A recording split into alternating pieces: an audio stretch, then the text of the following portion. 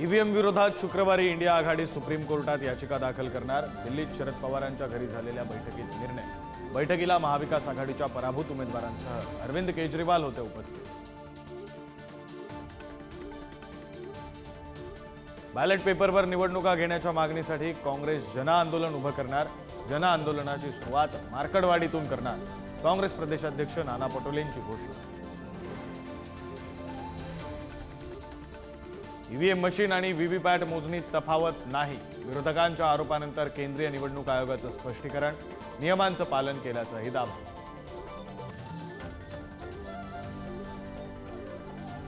भाजपनं मंत्रिपदाची नावं अद्यापही दिल्लीला पाठवली नाहीत। अमित शहा आणि फडणवीसांच्या भेटीत नावांवर होणार अंतिम निर्णय। 14 डिसेंबरला होणार मंत्रिमंडळ विस्ताराची शक्यता।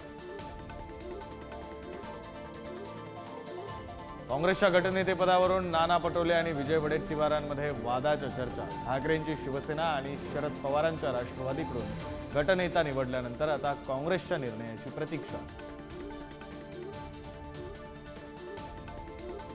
बांगलादेशी रोहिंग्यानं पुण्याच्या देहू रोडमध्ये बांधलं घर।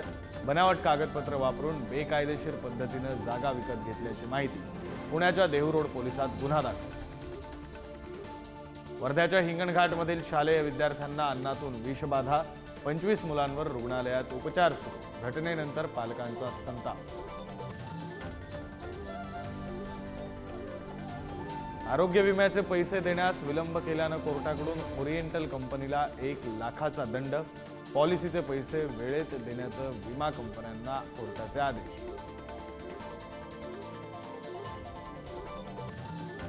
राज्यात थंडीची हुडहुडी वाढली। नाशिकमध्ये पारा 12 अंशावर।